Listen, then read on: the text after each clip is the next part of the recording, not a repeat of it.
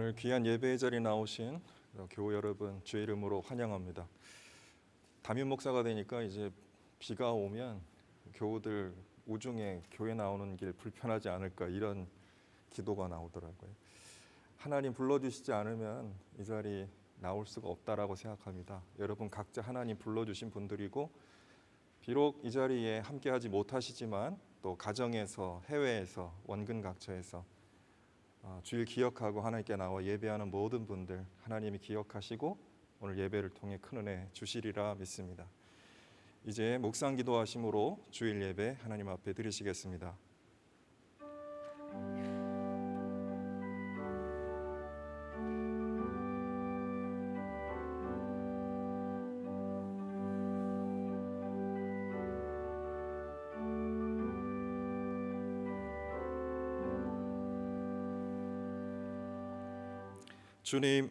주님의 길을 나에게 보여주시고 내가 마땅히 가야 할 그 길을 가르쳐 주십시오. 주님은 내 구원의 하나님이시니 주님의 진리로 나를 지도하시고 가르쳐 주십시오. 나는 종일 주님만 기다립니다. 하나님 아버지, 오늘 거룩한 주일 주님 전으로 불러주시고 하나님께 예배하게 하신 은혜 감사드립니다. 고단한 세상 속에 살아가느라 몸과 마음과 육신이 지쳐있고 또 정신없이 살아가느라 삶의 방향을 놓치고 허탈한 가운데 있습니다. 하나님, 저희들 오늘 예배를 통하여 주님께서 가르쳐 주시는 삶의 지혜를 배우고 주님께서 인도하시는 방향으로 힘차게 나아갈 수 있는 믿음과 은혜를 부어 주시옵소서.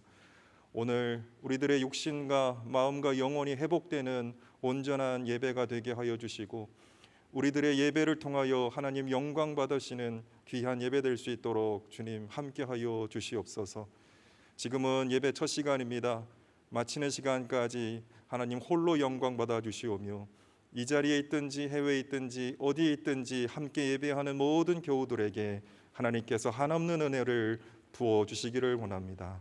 모든 말씀 우리 주님 예수 그리스도의 이름으로 기도드렸습니다. 아멘.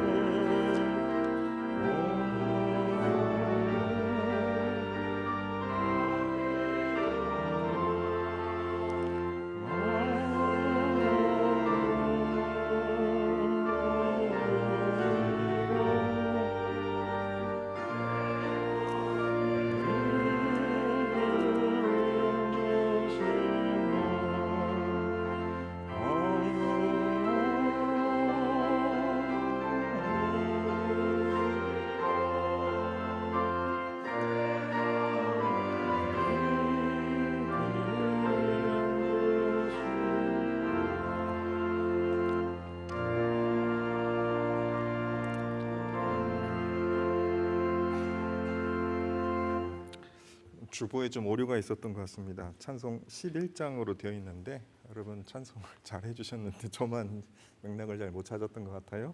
사과의 말씀드립니다. 우리 사도신경으로 신앙 고백하시겠습니다. 나는 전능하신 아버지 하나님 천지의 창조주를 믿습니다. 나는 그의 유일하신 아들 우리 주 예수 그리스도를 믿습니다.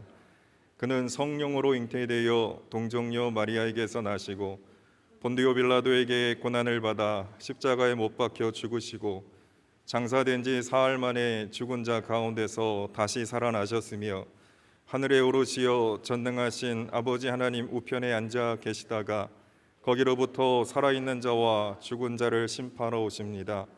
나는 성령을 믿으며 거룩한 공교회와 성도의 교제와 죄를 용서받는 것과 몸의 부활과 영생을 믿습니다. 아멘. 교동문 76번입니다.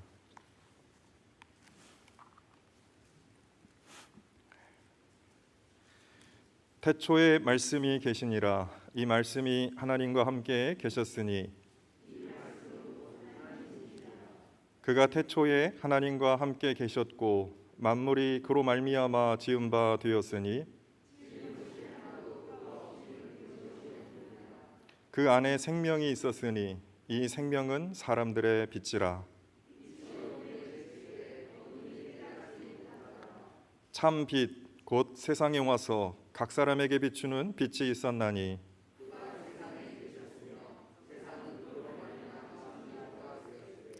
세상이 그를 알지 못하였고 자기 땅에 오매 자기 백성이 영접하지 아니하였으나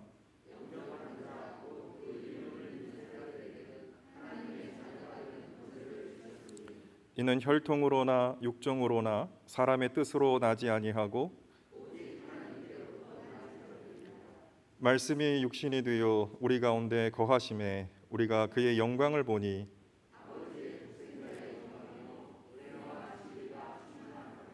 아멘. 다 함께 참회의 기도를 드리시겠습니다.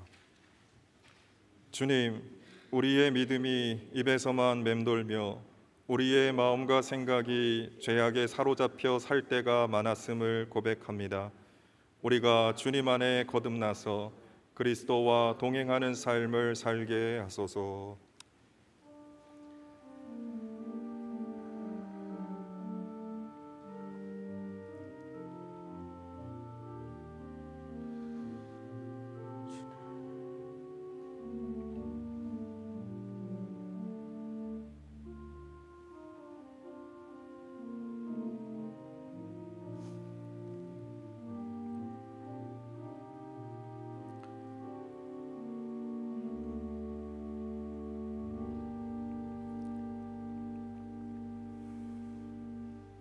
여기 우리를 향한 하나님의 용서의 말씀이 있습니다.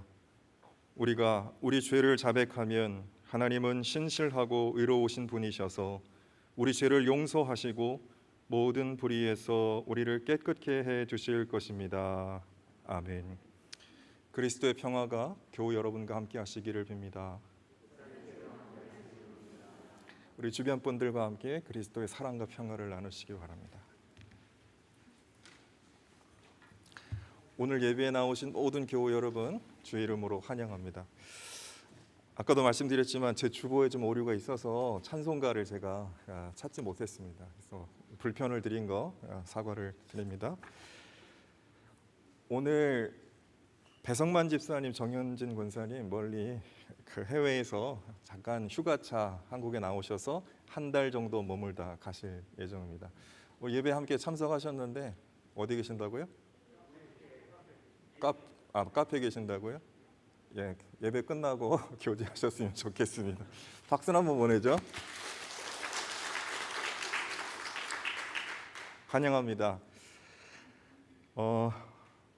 이번 주부터 대학부는 이제 오늘 출발하게 됩니다. 교회학교 여름성경학교 수련회가 시작이 되는데 대학부는 오늘 떠나서 2박 3일간 여수 순천의 우리 남장로의 선교 스테이션을 방문하고 그 선교 유적지를 돌아볼 계획입니다. 출발하기 전에 제가 대학부 학생들 그 특강을 하고 기도하고 출발할 텐데 아무런 사고 없이 또 은혜 충만한 그런 대학부 수련회 될 수 있도록 교회 여러분들 기도해 주시기를 바랍니다.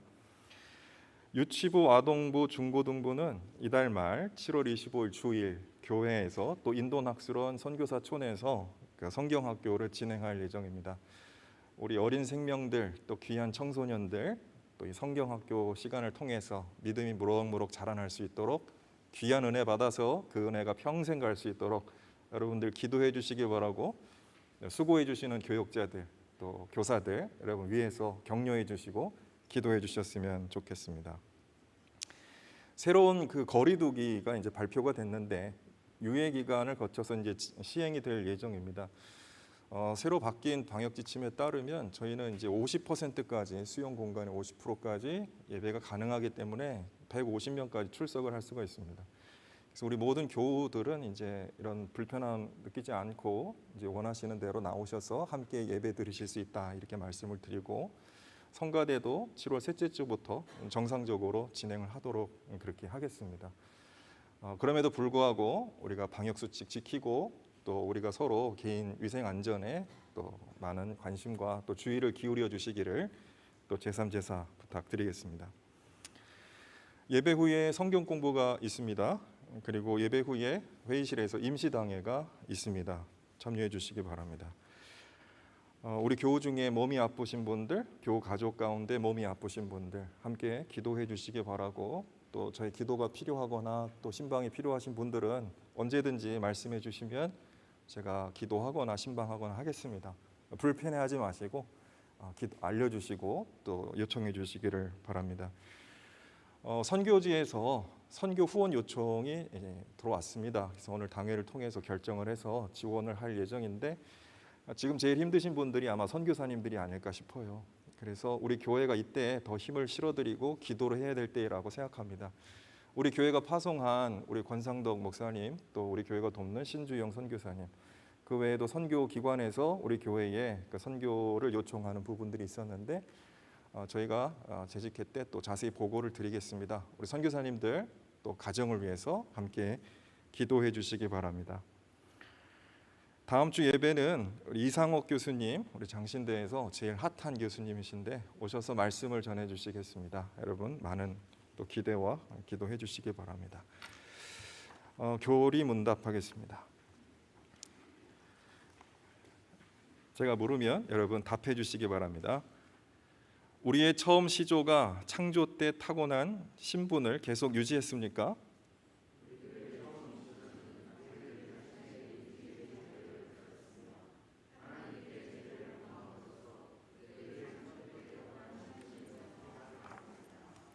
찬송가 211장 찬송하시겠습니다.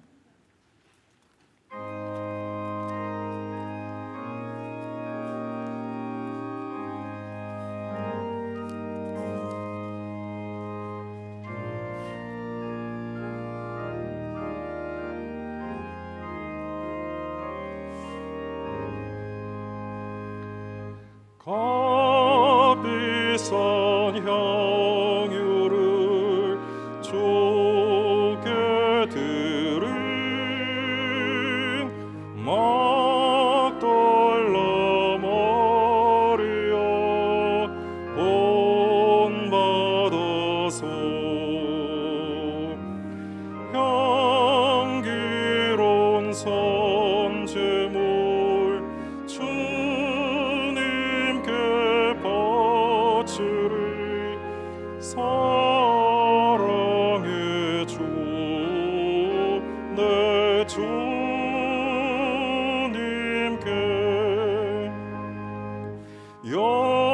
연약한 자에게 힘을 주고 어두운 세상에 빛을 비춰 성실과 인내로 내 형제 이끌리 사랑의 주 내 주님께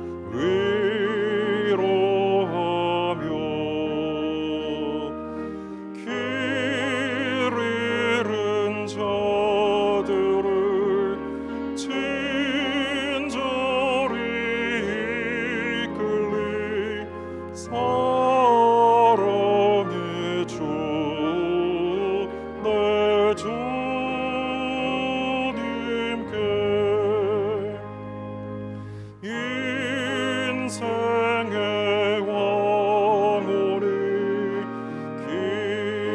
깃들어서 이 땅의 수고가 끝날 때에 주님을 섬기다 평안히 가리라.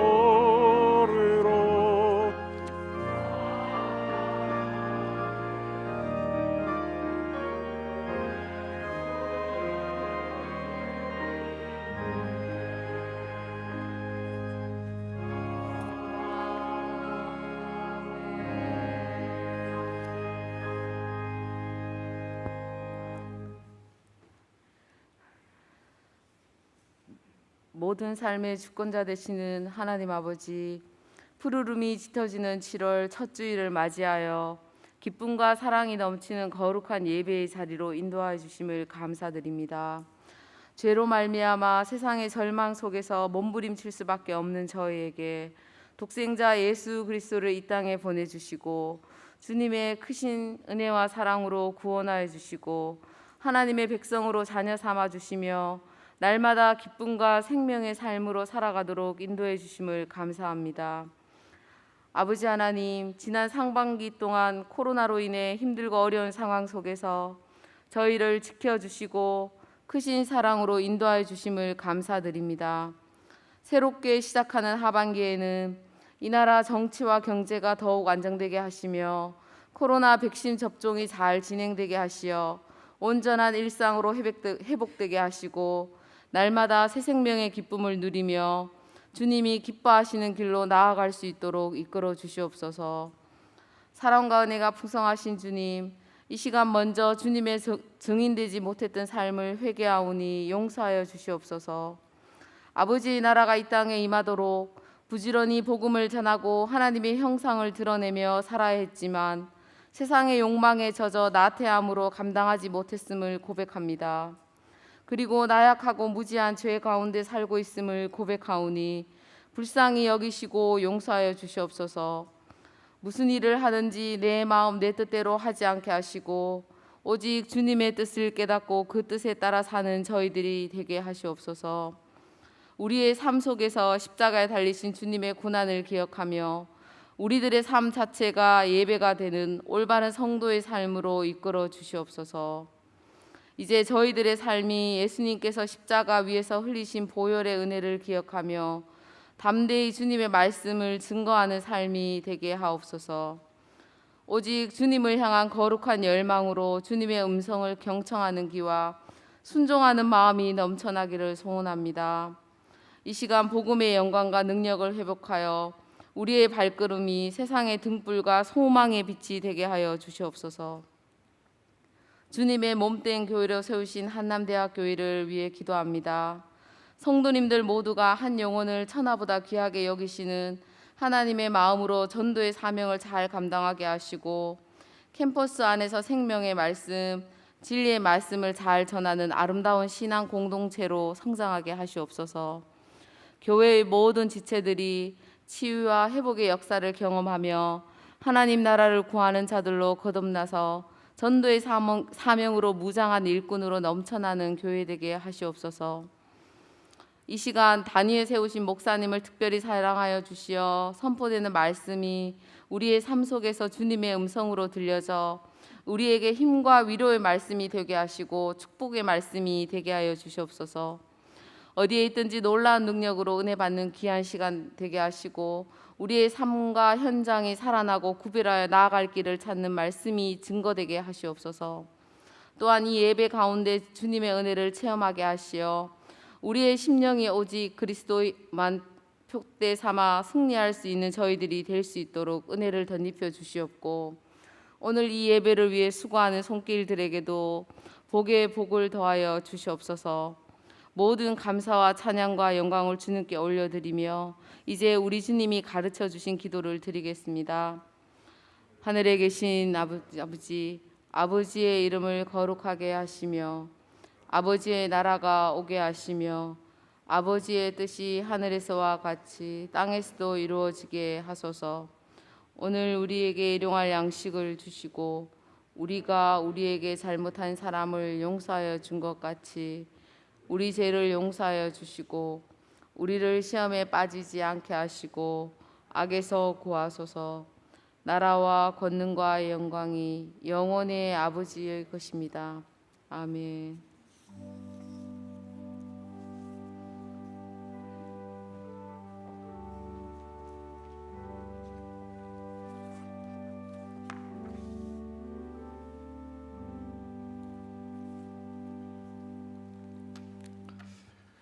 오늘 우리에게 주신 하나님 말씀은 구약 창세기 22장 1절로 14절 말씀과 신약 히브리서 10장 1절로 10절 말씀입니다. 먼저 구약의 말씀 창세기 22장 1절로 14절 말씀을 봉독하겠습니다. 제가 말씀을 읽을 때 하나님의 계시의 음성을 들으실 수 있게 되기를 바랍니다. 이런 일이 있은 지 얼마 뒤에 하나님이 아브라함을 시험해 보시려고 그를 부르셨다. 아브라함아 하고 부르시니 아브라함은 예 여기에 있습니다 하고 대답하였다. 하나님이 말씀하셨다. 너의 아들 내가 사랑하는 외아들 이삭을 데리고 모리아 땅으로 가거라. 내가 너에게 일러주는 산에서 그를 번제물로 바쳐라. 아브라함이 다음날 아침에 일찍 일어나서 나귀의 등에 안장을 얹었다. 그는 두 종과 아들 이삭에게도 길을 떠날 준비를 시켰다. 번제에 쓸 장작을 다 쪼개어 가지고서 그는 하나님이 그에게 말씀하신 그곳으로 길을 떠났다. 사흘 만에 아브라함은 고개를 들어서 멀리 그곳을 바라볼 수 있었다. 그는 자기 종들에게 말하였다. 내가 이 아이와 저리로 가서 예배를 드리고 너희에게로 함께 돌아올 터이니 그동안 너희는 나귀와 함께 여기에서 기다리고 있거라. 아브라함은 번제에 쓸 장작을 아들 이삭에게 지우고 자신은 불과 칼을 챙긴 다음에 두 사람은 함께 걸었다. 이삭이 그의 아버지 아브라함에게 말하였다. 그가 아버지 하고 부르자 아브라함이 얘야 왜 그러느냐 하고 대답하였다. 이삭이 물었다. 불과 장작은 여기에 있습니다마는 번제로 바칠 어린 양은 어디에 있습니까? 아브라함이 대답하였다. 얘야 번제로 바칠 어린 양은 하나님이 손수 마련하여 주실 것이다. 두 사람이 함께 걸었다. 그들이 하나님이 말씀하신 그곳에 이르러서 아브라함은 거기에 제단을 쌓고 제단 위에 장작을 벌려놓았다. 그런 다음에 제 자식 이삭을 묶어서 제단 장작 위에 올려놓았다. 그는 손에 칼을 들고서 아들을 잡으려고 하였다. 그때에 주님의 천사가 하늘에서 아브라함아 아브라함아 하고 그를 불렀다. 아브라함이 대답하였다. 예 여기 있습니다. 천사가 말하였다. 그 아이에게 손을 대지 말아라. 그 아이에게 아무 일도 하지 말아라. 내가 너희 아들 너희 외아들까지도 나에게 아끼지 아니하니 내가 하나님 두려워하는 줄을 내가 이제 알았다. 아브라함이 고개를 들고 살펴보니 숲을 속에 순양 한 마리 있는데 그 뿔이 숲을 속에 걸려 있었다. 가서 그 순양을 잡아다가 아들 대신에 그것으로 번제를 드렸다. 이런 일이 있었으므로 아브라함이 그곳 이름을 여호와 이레라고 하였다. 오늘까지도 사람들은 주님의 산에서 준비될 것이라는 말을 한다. 아멘. 신약 히브리서 10장 1절로 10절 말씀입니다. 말씀을 받들어 읽겠습니다.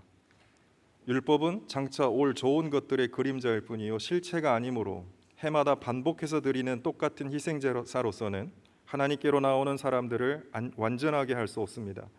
만일 완전하게 할 수 있었더라면 제사를 드리는 사람들이 한번 깨끗하여진 뒤에는 더 이상 죄의식을 가지지 않을 것이고 따라서 제사 드리는 일을 중단하지 않았겠습니까? 그러나 제사에는 해마다 죄를 회상시키는 효력은 있습니다.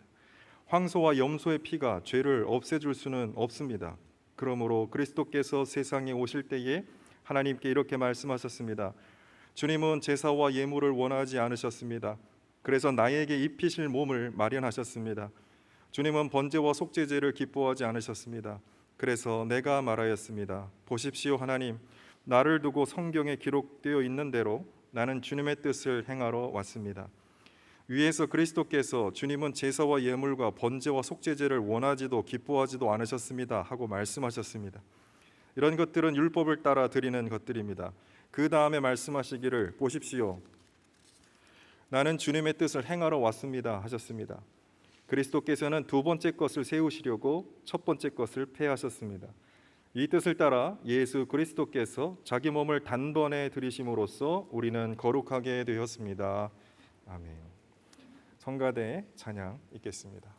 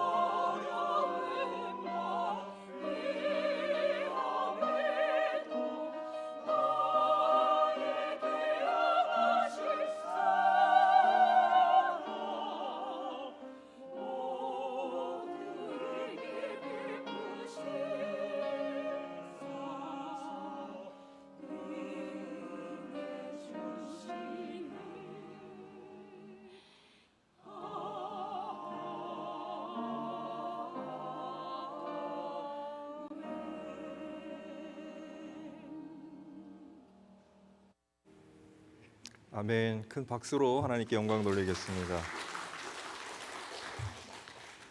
어려운 때에 예배를 위해서 또 미리 나와서 연습하시고 또 귀한 찬양 들려주신 우리 성가대 모든 대원분들께 감사드립니다. 여러분 잘 아시는 대로 미국의 북감리교 선교사 아펜젤러가 북장로교 선교사 언더우드와 함께 1885년 4월에 한국에 입국했습니다. 그리고 도착한 후에 미국 뉴욕에 있는 선교본부에 보낸 편지에서 한국을 향한 이런 기도를 아펜젤러가 남겼습니다. 우리는 부활절에 이곳에 도착했습니다. 이 날에 죽음의 빗장을 산산이 부순 당신께서 이 백성을 사로잡고 있는 모든 족쇄를 끊으시고 이 백성들을 하나님의 자녀가 누릴 빛과 자유로 인도하여 주시기 원합니다. 이렇게 기도를 담아서 아펜젤러가 뉴욕 선교본부에 편지를 보냈습니다. 아마 한국에 처음 도착하자마자 한국을 향한 그런 비전과 소망을 이 편지의 기도로 담은 것이라 생각합니다. 인터넷에 언더우드의 기도문이라면서 여러 형태로 떠돌고 있는 이 글들은 사실 아펜젤러의 편지글이고 여기에는 한국을 향한 선교사의 간절한 소망이 잘 담겨 있습니다. 그리스도의 부활은 2000년 전에 일어난 예수님만의 문제가 아니고 바로 이 나라, 이 백성, 우리들의 부활이 되어야 한다. 이것이 기독교의 사명이라 믿었고 그것이 아펜젤러의 비전이었습니다. 예수님의 부활, 이 부활의 생명이 이 땅 그리고 모든 사람들에게 일어나야 한다. 그것이 내 비전이다. 라는 기도의 내용입니다. 그의 소망대로 기독교는 당시 종교, 정치, 경제, 사회, 문화 모든 것이 타락해서 총체적인 부패 가운데 그래서 불의한 사회 체제 속에서 노예와 같은 삶을 살고 있던 사람들에게 이 기독교는 진리와 자유와 해방을 주었습니다. 교회를 세우고 학교와 병원을 세우고 하나님의 말씀으로 죄가 뭔지도 모르고 무감했던 사람들의 영혼을 일깨워서 구원으로 인도하였고, 가난과 질병으로 죽어가는 사람들, 죽어가지만 치료받지 못하는 사람들에게도 몸과 마음을 치유하면서 구원으로 인도하였습니다. 또한 정의와 자유를 가르치면서 자유로운, 그러니까 노예가 아니라 자유로운 시민 계층을 길러내면서 근대 시민사회를 형성하는 정신적 토대를 만들어 주었습니다. 구한말, 일제강점기, 해방 후 이념적 혼란, 전쟁과 폐허, 그 후에 개발과 경제발전, 독재와 민주화 시대, 우리 한국의 근현대사를 들어보면 이 굴곡진 역사가 얼마나 숨가쁘게 진행되어 왔는지 모릅니다. 이러한 혼란 속에서도 기독교가 한국 사회 굳건히 뿌리 내리고 성장할 수 있었던 것은 결코 우연이 아니었습니다. 선교사들과 신앙의 개척자들이 심고 헌신적인 그리스도인들이 물을 주고 결국엔 하나님께서 자라나게 하신 그 복음의 씨앗이 그 이 땅에서 맺은 당연한 열매와 축복이었다라고 믿습니다. 거저던 것이 아니라 이 복음의 씨앗이 자라나 맺은 열매다라는 것입니다. 그런데 기독교 역사에 아이러니가 있습니다. 기독교 역사를 공부하다 보면 커다란 아이러니 하나 봉착하게 됩니다. 그게 뭐냐면 교회는 복음이 가진 진리와 생명으로 인하여 성장하게 됩니다. 그리고 시대를 이끌어 나가는 지도력을 갖게 됩니다. 그런데 교회가 가진 힘과 영향력이 교회를 세속화시키고 교회를 타락시킨다는 역설입니다. 복음의 영향력으로 교회가 성장하지만 그 교회의 성장이 교회를 타락시킨다는 역설입니다. 고린도전서 10장 12절의 말씀처럼 그러므로 서 있다라고 생각하는 사람은 넘어지지 않도록 조심해야 한다. 이것이 역사를 공부하면서 우리가 갖는 마음과 자세입니다. 오늘 우리에게 복음을 전한 서구 사회는 이미 탈기독교 사회로 접어든 지 오래입니다. 예전 기독교 세계에 남아있는 거대한 예배당, 웅장한 수도원, 방대한 문헌과 기독교 문화유적은 기독교가 역사 속에 누린 영향력과 권세를 과시하고 있지만 건물과 유적은 남아서 관광지는 되었을지 모르겠지만 정신과 뜻을 이어나가는 사람들은 갈수록 희박해지고 있습니다. 실체는 사라지고 벗겨진 허물로 남은 껍데기가 사람들에게 생명을 불어넣고 세상을 변화시키는 복음의 능력을 발휘할 수 있겠습니까? 이는 단지 서구 기독교의 이야기만은 아닙니다. 오늘 한국 교회 그리고 한국 기독교가 직면한 현실도 다르지 않습니다. 코로나 시대 한국 교회는 역사상 큰 위기를 경험하고 있습니다. 대형 교회, 이름난 기독교 학교, 거대한 기독교 병원, 도처에 산재한 기독교 유적들, 우리도 얼마든지 자랑할 만한 기독교 유산이 있습니다마는 그것이 알맹이가 없는 껍데기라면 복음의 정신과 뜻을 이어나가며 현재 영향력을 발휘하고 있지 못하다고 한다면 지금 우리가 열거하면서 자랑하는 기독교의 역사와 유산들의 효력이 언제까지 계승될 수 있을까요? 이런 위기감을 갖게 됩니다. 복음의 힘은 그리스도인들의 믿음에서 나오는 것이지 교회가 이루어 놓은 업적이나 역사 속에서 남긴 유산에서 나오는 것이 결코 아닙니다.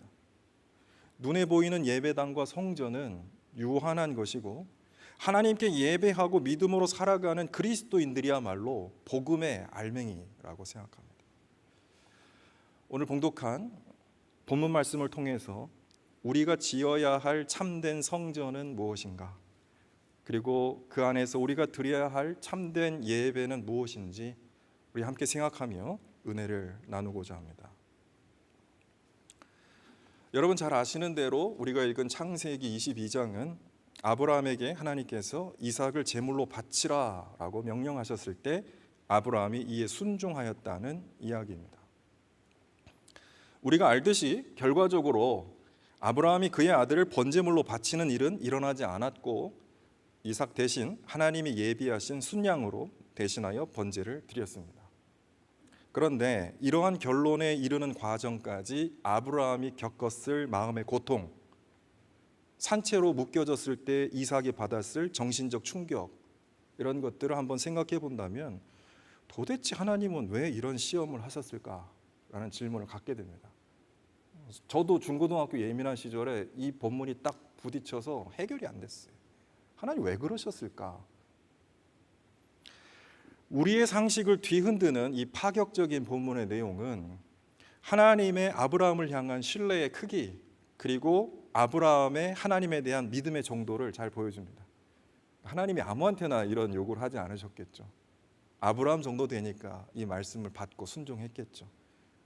그 신뢰의 크기가 얼마였기에, 그 믿음의 크기가 얼마였기에 이러한 상호작용이 일어날 수 있는가, 이거를 보여주는 본문입니다. 하나님은 아브라함에게 고통을 주시는 폭군이 아니었습니다. 1절에서도 보듯이 하나님은 아브라함의 이름을 부르면서 그와 친밀하게 교제하시는 인격적인 하나님이셨습니다. 아브라함아, 예, 여기 있습니다. 뭘 느끼십니까? 인격적인 관계가 이루어지고 있다는 것을 알 수 있습니다. 아브라함도 하나님이 내가 사랑하는 외아들 이삭을 데리고 모리아 땅으로 가서 그를 번제물로 바치라 이렇게 말씀하셨을 때 하나님 왜 그러십니까? 이렇게 묻지도 따지지도 아니하고 지체하거나 주저하지 않았습니다. 3절을 보면 다음날 아침에 일찍 일어나서, 그러니까 그 전날 밤이 결단한 거죠. 그리고 떠나기로 결심을 굳힌 거죠. 준비도 해놨을 것입니다. 그래서 아침에 일찍 일어나자마자 하나님 말씀하신 곳으로 지체 없이 길을 떠났습니다. 사랑하는 외아들 바치라고 요구하는 하나님도 참 놀랍지만은 이 무리한 요구에 아무런 이의를 제기하지 않고 묵묵히 순종하는 아브라함도 놀랍기는 마찬가지입니다. 길 떠난 지 사흘 만에 모리아에 도착해서 아브라함이 이제 번제를 드리려고 장작과 칼과 불을 들고 이삭과 함께 걸어가면서 나눈 대화, 이것은 잘못 읽으면 섬뜩한 장면 같아요. 아버지가 이제 아들 데리고 잡아서 제물로 바치려고 가는데 둘이 나눈 대화이죠. 번제를 위한 장작과 불은 있는데 정작 제물이 없는 것, 이것을 이상하게 여긴 어린 이삭이 천진난만하게 번제로 바칠 어린 양 어디 있냐라고 아버지에게 물었어요. 그랬더니 아브라함은 태연하게 하나님이 손수 마련하여 주실 것이다 라고 답하였습니다.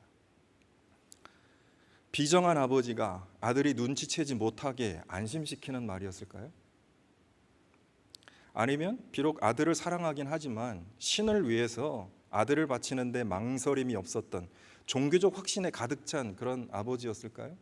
마치 자녀에게 이 폭탄 조끼를 입히면서 테러를 가라고, 이게 떠민 이거 알라의 영광을 위해서 가라라고 하는 그런 무슨 종교적 광신 상태에 빠진 아버지의 그런 행동이었을까요? 아니면 불가능할 것이라고 믿었던 그에게 아들을 약속하시고 실제로 아들을 주신 하나님, 그리고 끊임없이 바로 그 아들을 통해서 큰 민족을 이루고 모든 사람에게 복을 주시겠다고 약속한 그 하나님을 아브라함이 전적으로 신뢰하면서 지금은 잘 알지 못하지만 분명히 하나님의 뜻이 있을 것이다 라고 확신하는 모습이었을까요? 왜 이러시는지 잘 모르겠지만 신실하신 하나님 뜻이 있을 것이다 라고 믿으며 순종했던 것일까요? 아브라함과 하나님의 인격적인 관계를 우리가 살펴볼 때에 아브라함은 하나님의 은혜와 자비를 추호도 의심하지 않았고 그것을 확신하고 있었다. 여기에 대해서 조금도 동요하거나 여기에 대한 의심이 전혀 없었던 걸 알 수가 있고, 그래서 그는 그와 그의 아들을 하나님께서 최선의 길로 인도하실 것이다라는 그런 확신을 가지고 하나님의 인도를 순전하게 따랐다라고 우리는 생각할 수밖에 없습니다. 어쩌면 아브라함은 이미 한 수 앞서서 하나님의 방법을 내다보고 있었는지 모릅니다. 번제로 바칠 어린 양은 하나님이 손수 마련하여 주실 것이다 라는 그 믿음의 고백대로 13절에 아들 대신 바칠 순양이 이미 예비되고 있었습니다. 아브라함은 몰랐지만 그런 믿음의 고백을 하였을 때 이미 순양은 예비되고 있었던 거죠. 그리고 함께 간 종들에게 내가 내 아들과 가서 예배하고 우리가 같이 돌아오겠다라고 하는 말을 하는 것을 보았을 때 아브라함은 하나님이 이 아이를 데려가지 않으실 거다라는 확신을 이미 갖고 있었는지도 모릅니다. 그래서 하나님이 손수 마련하여 주실 것이다라는 그의 고백대로 이미 제물은 준비되어 있었고, 그래서 그가 하나님께 번제를 드린 그곳을 하나님이 준비하신다라는 뜻의 여호와 이레라고 불렀던 것입니다. 여호와 이레. 아브라함이 묵묵히 순종하는 모습에서 하나님은 큰 감동을 받으셨을 것입니다. 우리가 살면서 얼마나 하나님을 감동시켰는가 생각해 보면 솔직히 저는 답이 안 나오는 사람입니다. 하나님이 제게 큰 은혜와 감동을 주신 적은 뭐 셀 수가 없죠. 그런데 내가 살면서 하나님을 언제 감동시키신 적이 있었을까? 혹시 여러분 그런 순간이 떠오르십니까? 제가 중학교 때 그냥 길 걷다가 저도 모르게 이런 기도를 했어요. 하나님, 제가 어떤 사람이 될지는 잘 모르지만 큰 그릇이 되든 작은 그릇이 되든 하나님이 쓰시기에 합당한 그릇으로 쓰여졌으면 좋겠습니다라는 기도를 제가 했어요. 왜 그런 기도를 했는지 몰라요. 근데 아마 제가 그 기도에 찍혀가지고 목사가 됐는지 모르겠습니다. 어느 날 아내가 어쩌다 목사가 됐냐고 저보고. 곰곰이 생각해봐도 전 이과였거든요. 목사 될 준비와 계획이 없었어요. 의대 가서 의사 되고 싶었고 실력이 안 되니까 공대 가려고 그래요. 죄송합니다. 여기 공대 다니신 실력이 안 돼서 그런 뜻은 아니고 오해하지 마시기 바랍니다. 근데 이렇게 목사가 됐는데 돌아보니까 그 고백이 딱 떠올라. 하나님 그때 그거 되게 기뻐하셨나 보다. 저는 그것밖에는 지금 생각이 안 돼요. 근데 12절에 하나님의 천사가 아브라함을 향해서 내가 하나님을 두려워하는 줄을 내가 이제 알았다라고 천사가 이야기를 합니다. 하나님 감동 먹으셨고 천사도 놀랬던 거죠. 종교개혁자 깔뱅은 진정한 믿음을 가리켜 믿음이 뭐냐라고 했을 때 하나님을 향한 경외라고 했습니다. 믿음은 하나님을 향한 경외다.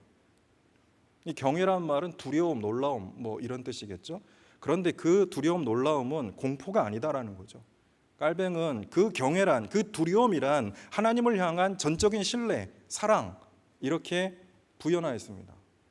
소위 말하면 이제 홀리 범프죠. 그러니까 거룩한 닭살. 하나님을 향해 느끼는 그런 존경, 사랑, 신뢰 이런 걸 깔뱅은 경외라고 말했고 그것이 믿음이라고 정의한 바 있습니다.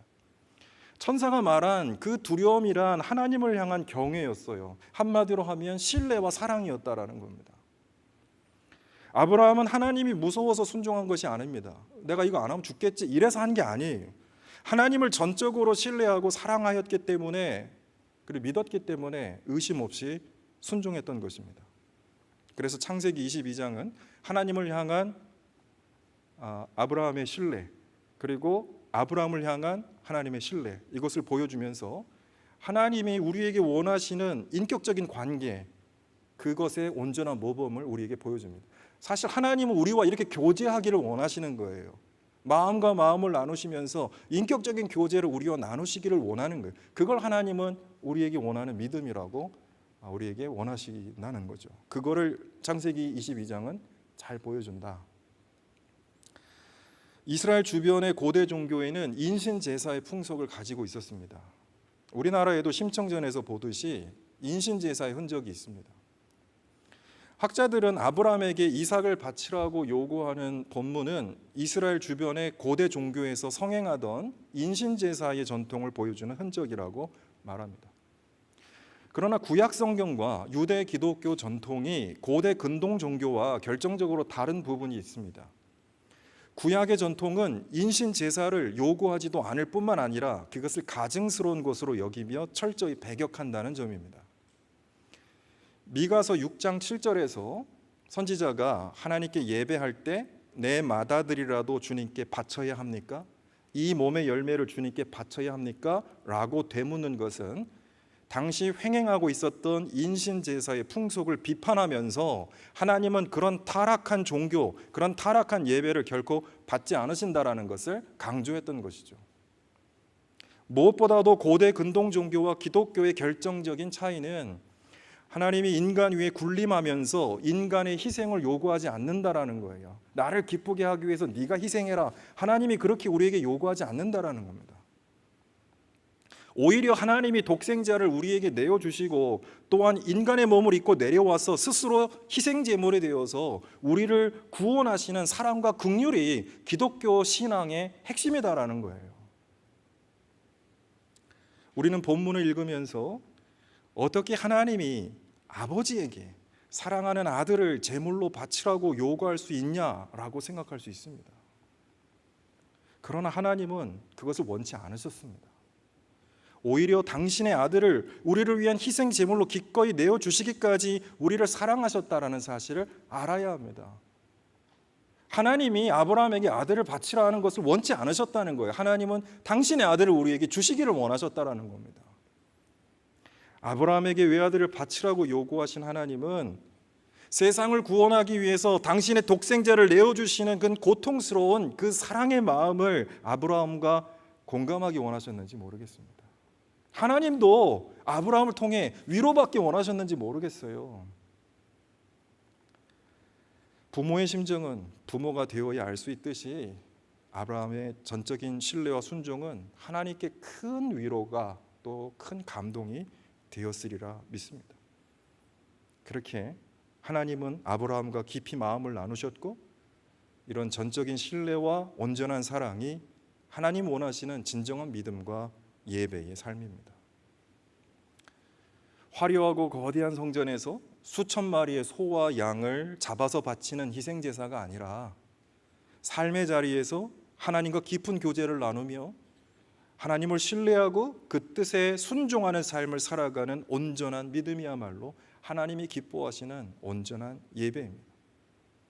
그래서 사도 바울은 로마서 12장 1절에서 여러분의 몸을 하나님께서 기뻐하실 거룩한 산 제물로 드리십시오. 이것이 여러분이 드릴 합당한 예배입니다 라고 권면하였던 것입니다. 제물이나 인신 제사가 아니라 우리의 삶을 하나님께 온전히 드리는 삶의 예배, 우리가 드려야 할 합당한 예배인 줄로 믿습니다.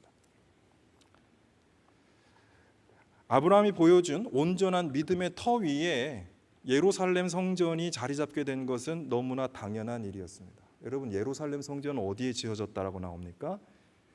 솔로몬이 예루살렘 성전을 건축한 자리가 바로 모리아 산이었습니다. 역대하 3장 1절은 이렇게 기록하고 있습니다.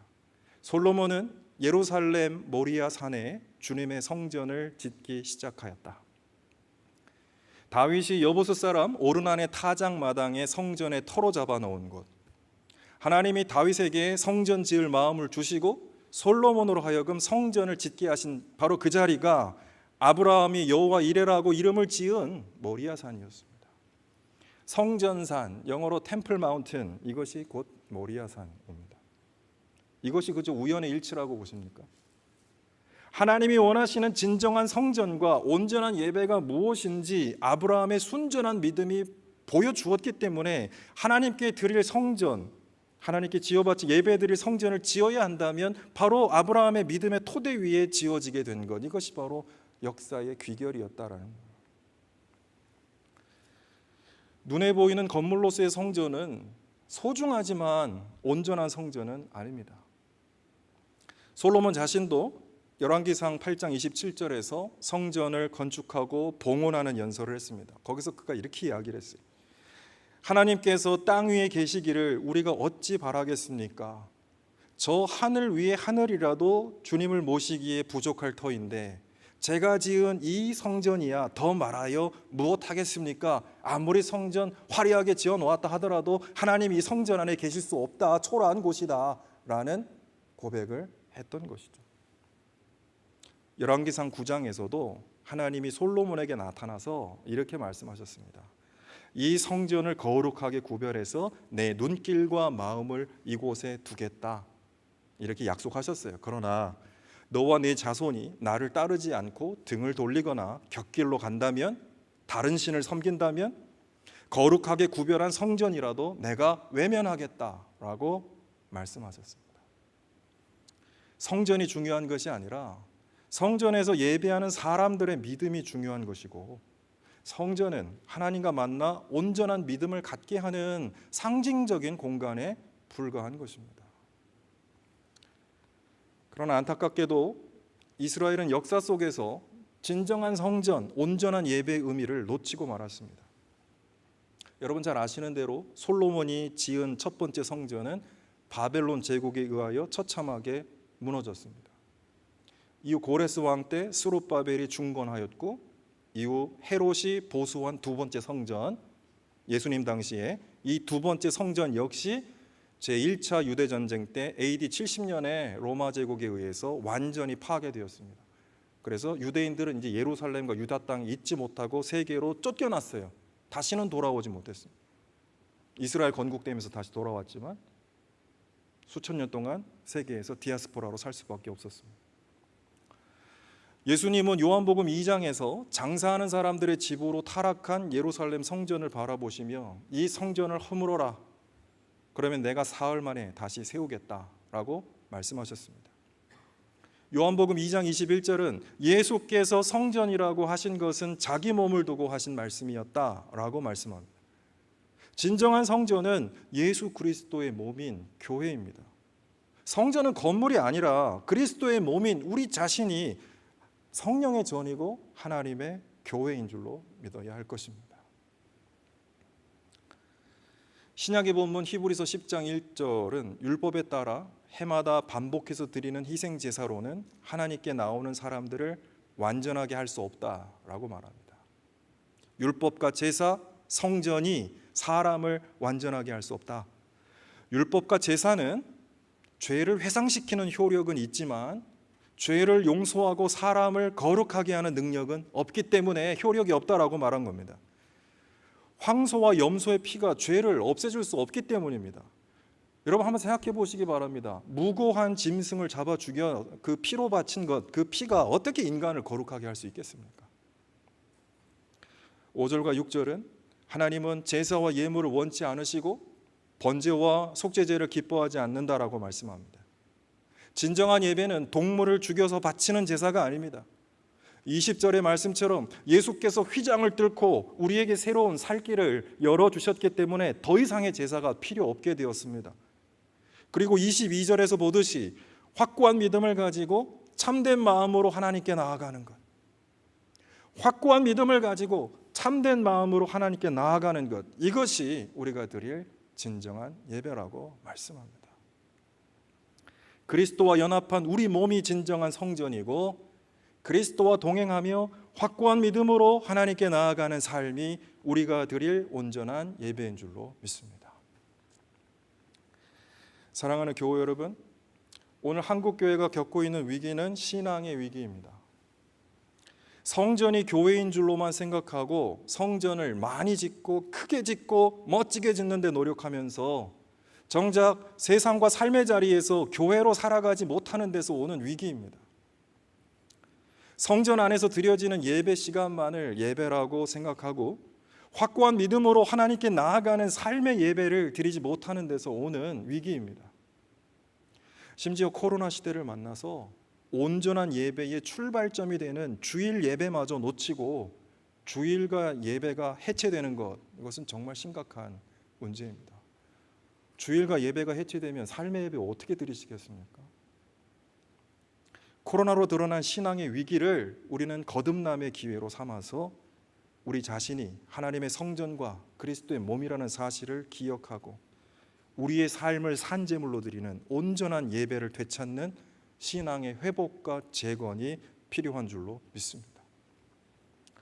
교회뿐만 아닙니다. 기독교 기관도 마찬가지입니다. 기독교 대학으로 설립된 한남대학교가 위기의 시대에 생존과 발전을 추구한다는 명분으로 설립 정신인 기독교 정체성을 잃어버리고 만다면 이름과 건물만 남은 기독교 대학이 과연 그리스도의 사람을 길러내고 사회를 변화시키는 본연의 사명을 감당할 수 있겠습니까? 이름과 건물이 뭘 할 수 있겠습니까? 기독교 대학이 바로 서려면 그 대학의 정신과 뜻을 지켜나가는 사람들이 확고한 믿음으로 하나님 앞에 헌신해야 합니다. 한남대학교 초기에 이사를 역임했던 조지 톰슨 브라운, 우리말 이름으로 부명광 선교사, 이분은 우리가 팥죽 하나의 장자권을 포기했던 에서의 실수를 저질러서는 안 된다라고 강조하면서 학교의 생존과 발전을 위해서, 즉 먹고 사는 문제 때문에 기독교 정체성, 장자권이죠, 하나님 주신 사명, 이것을 약화시키는 우를 범하지 말라라고 권면한 바가 있습니다. 오래전에 한 말씀이지만 지금 곱씹어봐야 될 거라고 생각합니다. 저는 우리 대학교의 모든 교우가 하나님 안에서 또 하나님 앞에서 온전한 예배와 신실한 믿음을 회복해서 믿음 안에 강건해지시기를 원합니다. 그래서 우리 가정과 일터에서 그리스도의 부활의 능력을 나타내시는 신실한 하나님의 사람 되기를 원합니다. 그리고 하나님 세우신 교회와 대학을 복음의 도구로 바로 세워나가는 역할을 감당할 수 있게 되기를 원합니다. 처음에 아펜젤러 선교사가 했던 그 기도의 내용, 그리스도의 부활이 나의 부활이 되고 우리 사회와 이 백성들의 부활이 되어야 한다라는 신념으로 살아가는 저와 여러분 다 될 수 있기를 주의 이름으로 축원합니다. 기도하겠습니다. 하나님께서 아들을 바치라 했을 때 그 아들마저 아끼지 않고 하나님께 드릴 수 있었던 온전한 믿음, 하나님, 우리가 하나님 앞에서 이 온전한 믿음을 회복하게 하여 주옵소서. 그리스도와 더불어 확고한 믿음으로 하나님께 나아가는 믿음의 사람들이 우리 가정과 우리 교회와 우리 대학과 이 사회를 하나님의 나라로 변화시켜 나가며 그리스도의 부활의 생명을 이 땅에 이루어가는 귀한 은혜의 사람들 될 줄로 믿습니다. 하나님께서 우리를 붙잡아 주셔서 그러한 믿음의 사람으로, 온전한 예배의 사람으로 살아갈 수 있도록 저희를 인도하여 주옵소서. 감사드리며 우리 주님 예수 그리스도의 이름으로 기도드리옵나이다. 아멘. 찬송가 216장 찬송하시겠습니다.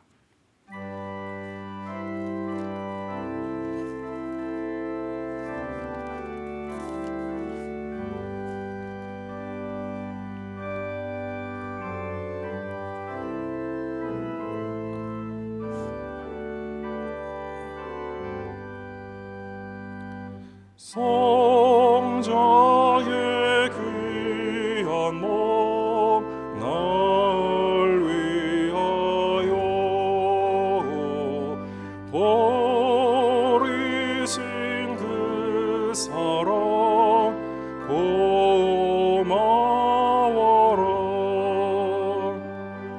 내 머리 숙여서 주님께 비는 말 나무어 주님께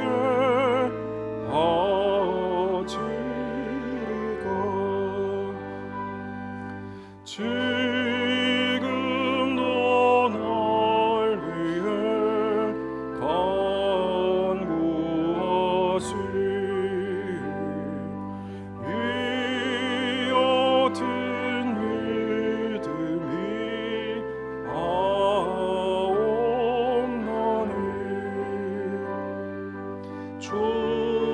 주님의 참사랑 고맙고 놀라워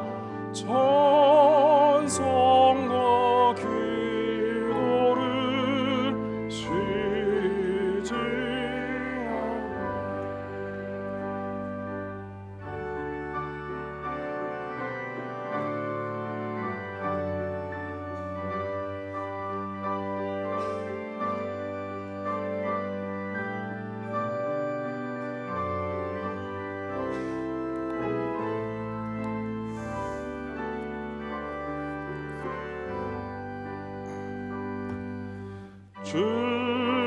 주님의 십자가 나도 지고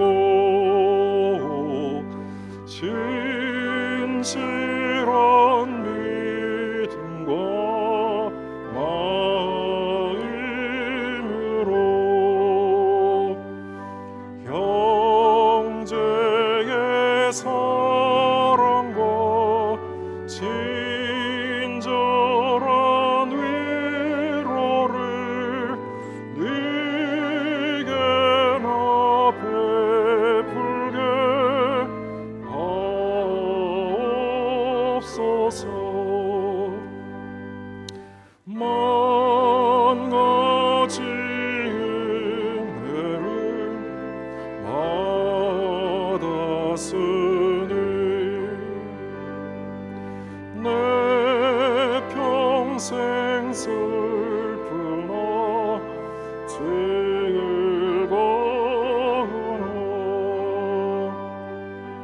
이 몸으로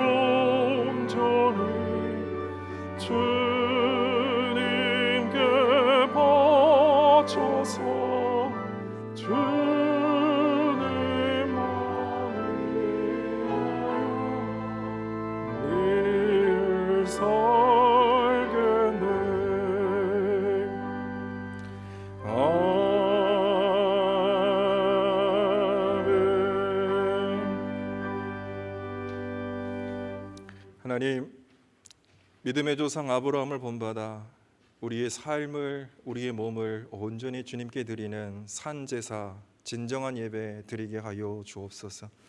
하나님, 사도 바울의 권면처럼 우리 삶을 하나님 기뻐하시는 거룩한 산 예물과 제사로 드리는 우리 성도들 되어서 우리 몸 각자가 그리스도의 몸이요 성전이요 하나님의 교회임을 깨닫고 우리가 사는 삶의 자리, 가정과 일터에서 나아가는 길 가운데 하나님의 임재하심과 하나님의 복음의 능력을 증거하는 교회로 살아갈 수 있도록 인도하여 주옵소서.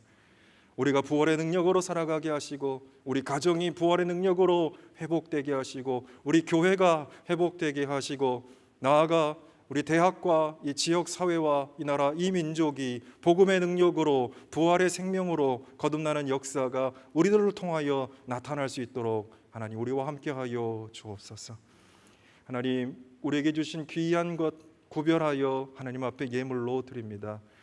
10의 1조, 감사헌금, 주정헌금, 월정헌금, 선교헌금, 구제헌금, 목적헌금, 기도의 제목을 담아 하나님께 드리는 이 예물마다 하나님 기뻐 받아주시고 하나님께서 이 귀한 예물 통하여 기뻐하시는 일들 온전히 이루어 가실 수 있도록 우리를 사용하여 주옵소서. 우리 성도들 가운데 경제적으로 어려워 고통받는 성도들이 있습니까? 하나님께서 공급하여 주시고 위로하여 주시고 채워주시고 하나님 나라가 저들의 것이 되어서 하나님 주시는 풍성한 은혜 가운데 살아가게 하여 주옵소서. 몸이 아픈 성도들, 특별히 가족 가운데 몸이 아파 하나님께 간절히 기도하는 성도들의 기도를 들어주시고 우리 몸을 지으시고 창조하신 하나님, 우리 몸을 운행하시고 이끌어가신 하나님께서 그 모든 병을 치료하여 주시고 온전히 회복될 수 있도록 능력과 은혜를 나타내 주시옵소서. 하나님, 오늘부터 대학부 수련회가 시작됩니다. 우리 대학교회에 귀한 하나님의 자녀들 보내주셨사오니 우리 대학부 학생들 이 수련회를 통하여 그리스도를 따라가는 확고한 믿음으로 하나님께 나아가는 삶을 배우게 하시고 결단하게 하시고 하나님의 사람으로 거듭나는 귀한 계기가 될 수 있도록 축복하여 주시며 유치부, 아동부, 중고등부 하나님 귀한 하나님의 자녀들 교회 학교에서 수련회를 통하여 믿음이 자라나 다음 세대 하나님 나라를 이 땅에 이루어가는 하나님의 신실한 일꾼 되게 하여 주옵소서. 우리 대학교회가 말로만 교회가 아니라 실질적인 선교적 교회가 되게 하여 주셔서 이 나라 이 민족을 이끌어 나갈 하나님의 사람들 길러내는 선교적 교회 사명을 감당할 수 있도록 하나님 우리와 함께하여 주옵소서. 선교 현장에서 수고하고 헌신하는 선교사님들 가운데 하나님 특별한 은혜를 주셔서 하나님께서 심은 그 씨앗이 30배, 60배, 100배의 열매를 맺을 수 있도록 하나님 함께하여 주시기를 원합니다. 지금은 교회의 머리 대신 우리 주 예수 그리스도의 은혜와 우리 아버지 되신 하나님의 다함 없으신 사랑하심과 우리 보호자요 인도자 되신 성령 하나님의 내주 교통 역사하심이 우리의 삶을 하나님께 산제물로 드려 합당한 예배의 삶을 드리기로 원하는 사랑하는 모든 교우들과 가정과 나아가는 길 위에 사업장과 일터 위에 그리고 하나님께서 피로 온전히 세우신 대학교회와 한국교회 위에 그리고 이 나라 이 민족 위에 세계 열방 가운데